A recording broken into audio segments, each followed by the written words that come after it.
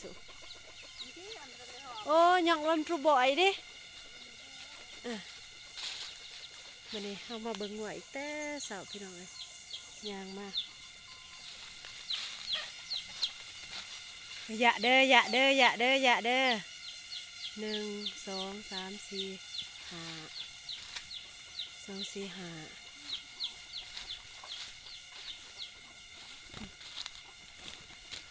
56บักเทิก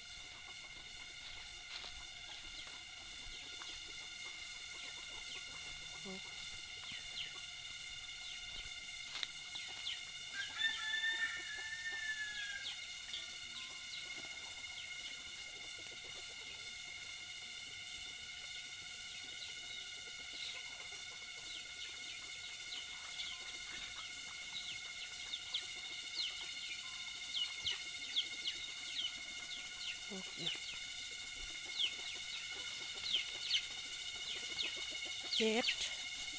8 9ก็10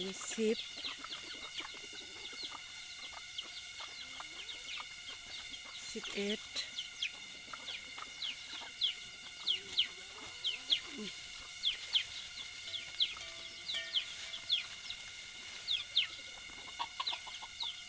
12 13 14 15 16ตัว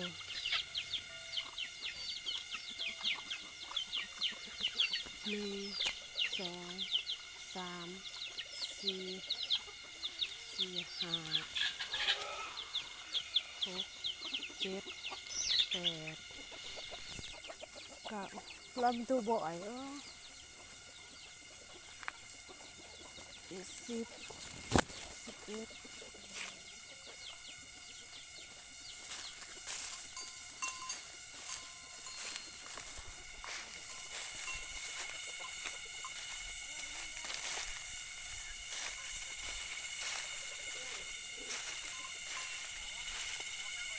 12 13โอ้ไปจะได้14 15 16 17ตัวจะโทรหาใส่จะโทรหาป้าบ่17ตัวคือว่าทำถึง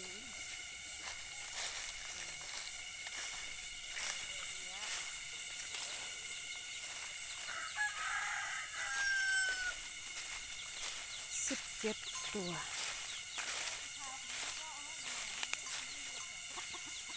เก็บไว้คะแนนบักไว้คราวหนึ่ง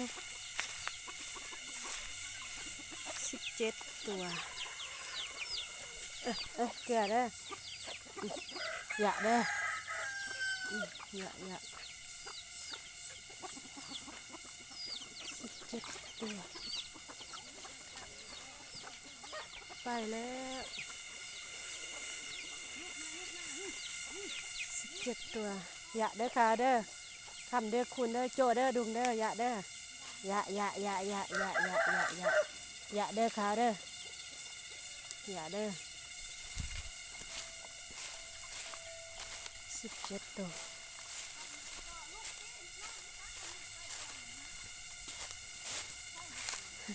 ดองไงเลยแกะนี่วะย่องขึ้นตาแหวงตุ๊กๆนะ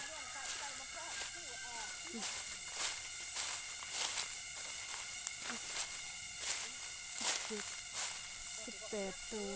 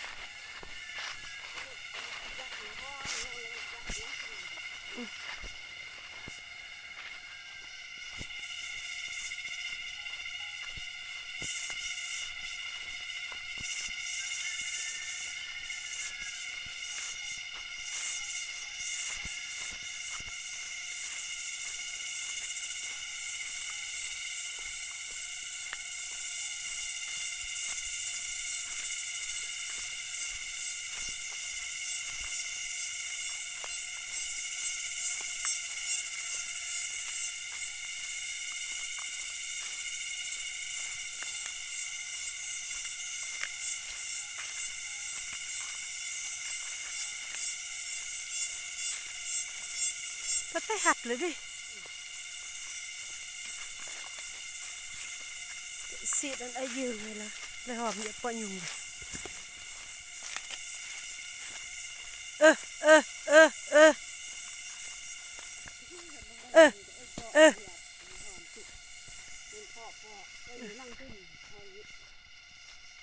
เออเออยิงตาสักตั้งมือว่าปลอกตัวนะที่หมูอันไกลอันที่อยากกินคือเขาจะเอาแบบพวกหนูเขาก็เกี่ยว ตีเอ้ยเต้17โอ้มันเป็นโนนกระจักเนาะเล่งเลยเอ้ยตีเอ้ย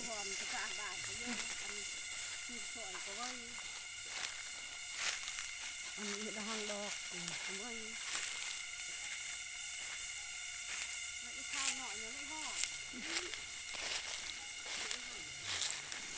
อย่าเด้อย่าเด้หนึ่ง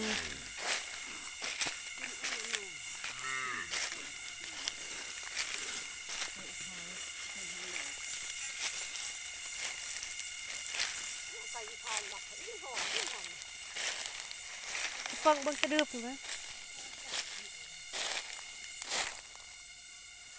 สอง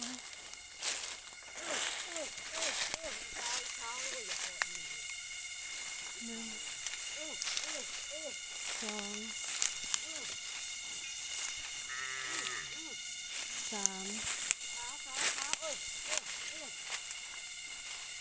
ามตัว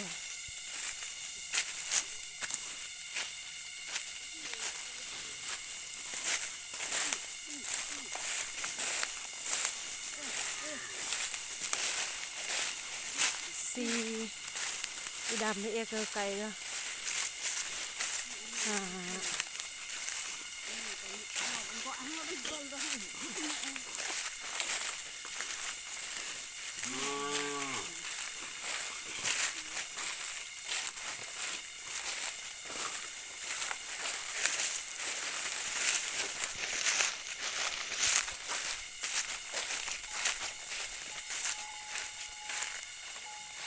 เกลือเ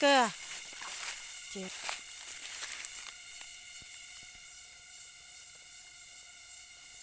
สาม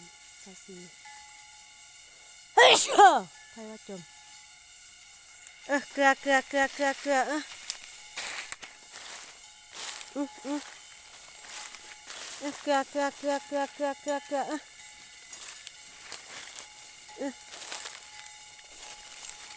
อแดงเ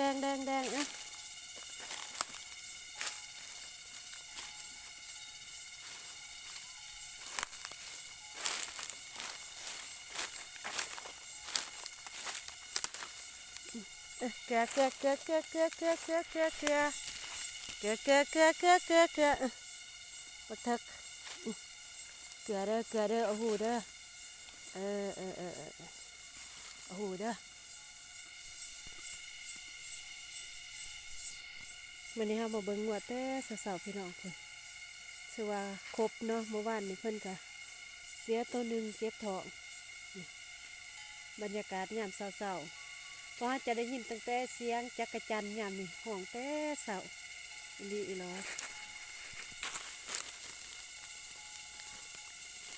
คือสิปัวเด้อ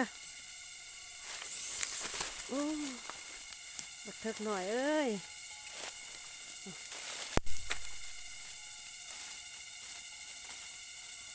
พอมันมีแผลเนาะ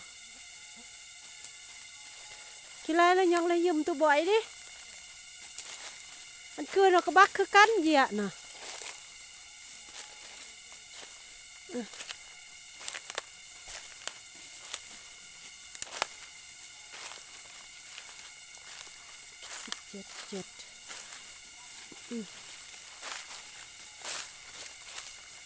17นี่แดงแทงเลยดมือไอ้ไม่แดงเลยไม่สิเลยกอกไงเลยกรอกนี่ครบแล้วเกิดก็ได้นี่เลย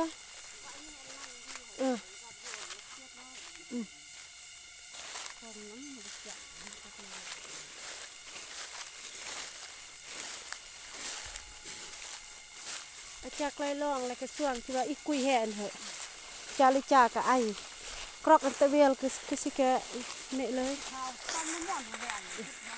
มันบ่ไอ้นี่เนะแดงทั้งเละรังแกสีดกระโปกเออเนะแค่อันประชวนนี่ดอกจกละได้